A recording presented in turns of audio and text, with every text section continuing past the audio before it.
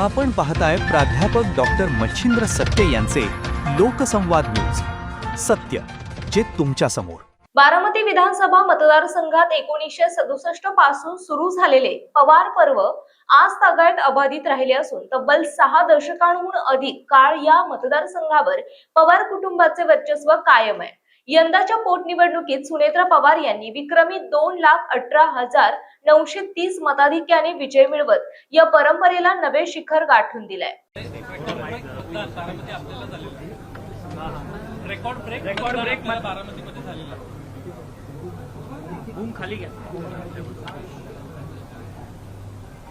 खरं तर दादानंतरची ही पहिली निवडणूक आहे.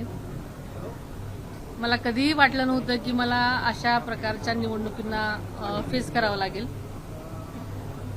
मन खरं तर खूप भरून येतंय.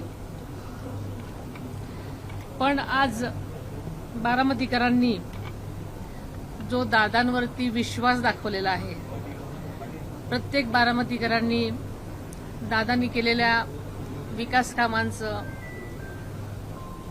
प्रतीक म्हणून आज त्यांना जी भावांजली वाहिलेली आहे असंच मी म्हणेल.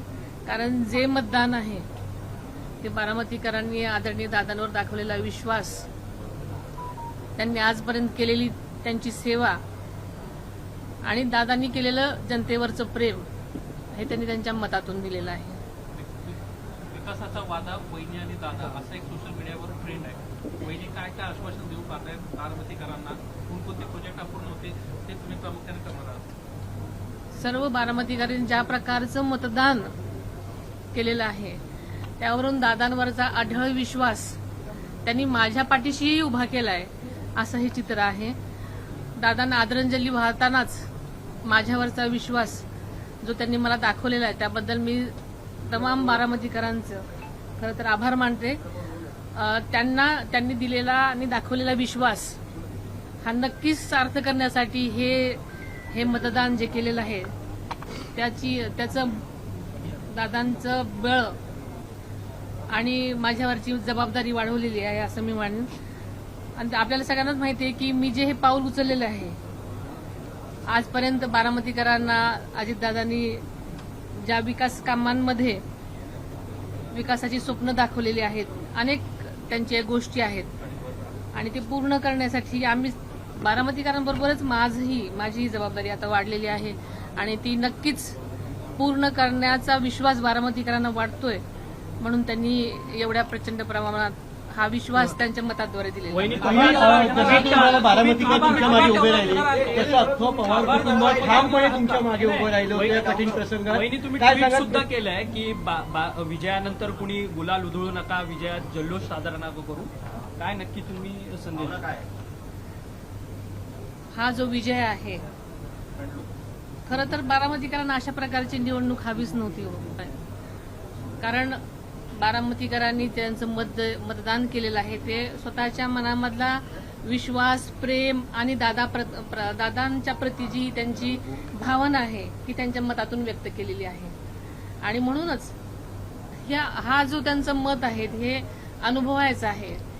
ही खरं तर निवडणूक किंवा ही वेळ ही जल्लोषाची नाही, ही तर सगळ्यांनी मिळून एक प्रकारची आदरांजली देण्याची आहे. म्हणून बारामतीकरांनाही हेच वाटतंय.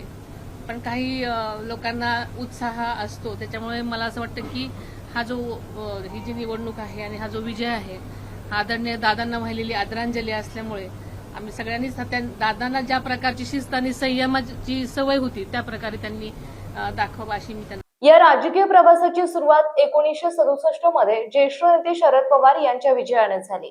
काँग्रेसच्या तिकिटावर पहिल्याच निवडणुकीत त्यांनी प्रतिस्पर्धी बाबालाल काकडे यांचा पराभव करत बारामतीच्या राजकारणात दमदार एंट्री केली.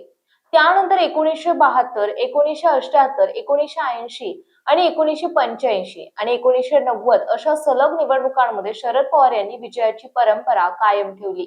या काळात त्यांनी विविध पक्षांमधून निवडणुका लढवत प्रत्येक वेळी मतदारांचा विश्वास संपादन केला. 1991 मध्ये शरद पवार राष्ट्रीय राजकारणात गेल्यानंतर बारामतीच्या राजकारणाची सूत्रे अजित पवार यांच्या हाती आली. पोटनिवडणुकीत त्यांनी काँग्रेसच्या तिकिटावर विजय मिळवत आपल्या कारकिर्दीची सुरुवात केली.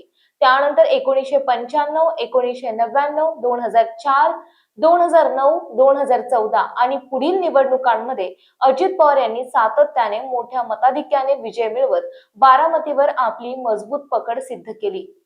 पाहत रहा लोकसंवाद न्यूज. जय भारत, जय महाराष्ट्र.